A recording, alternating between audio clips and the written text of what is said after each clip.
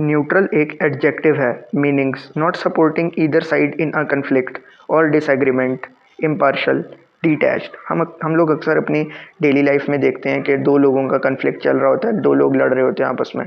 तो कुछ लोग ऐसे होते हैं जो एक बंदे की साइड लेते हैं, कुछ लोग ऐसे होते हैं जो दूसरे बंदे की साइड ले लेते हैं, लेकिन कुछ लोग ऐसे होते हैं जो किसी पार्टी की साइड नहीं ले रहे होते हैं। कुछ लोग ऐसे होते हैं जो किसी पार्टी की साइड नहीं लेते। ऐसे लोग जो किसी पार्टी की साइड नहीं लेते, वो लोग न्यूट्रल होते हैं। न्यूट्रल मीन्स आप किसी की साइड नहीं ले रहे हो और दोनों के ओपिनियंस आप सुन रहे हो और on the basis of evidence आप डिसाइड करें दैट हु इज़ राइट और हु इज़ रॉन्ग। न्यूट्रल किसी का पार्टनर नहीं होता, न्यूट्रल इम्पार्शल होता है, डिटैच्ड होता है। न्यूट्रल एक आदमी भी हो सकता है और मुख्तलिफ कंट्रीज़ भी हो सकती हैं। जिस तरह दो कंट्रीज़ हैं वो आपस में लड़ रही हैं तो तीसरी कंट्री किसी का साथ नहीं देगी तो न्यूट्रल होगी, ठीक है। एंटोनिम इसका अनफेयर, पार्टनर, ये पार्टनर लिखा हुआ है सेकंड नंबर पे, अनफेयर, पार्टनर और बाइस्ड।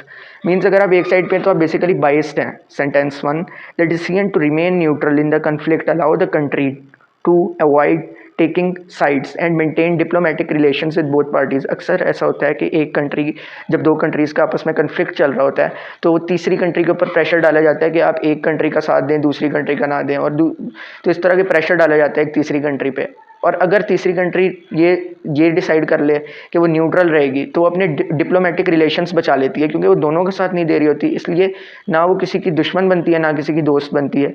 तो इस तरह वो अपने डिप्लोमेटिक रिलेशंस को वो अपने कंजर्व कर लेती है, बचा लेती है, तो वो न्यूट्रल हो जाती है। हम कह सकते हैं कि वो न्यूट्रल हो जाती है।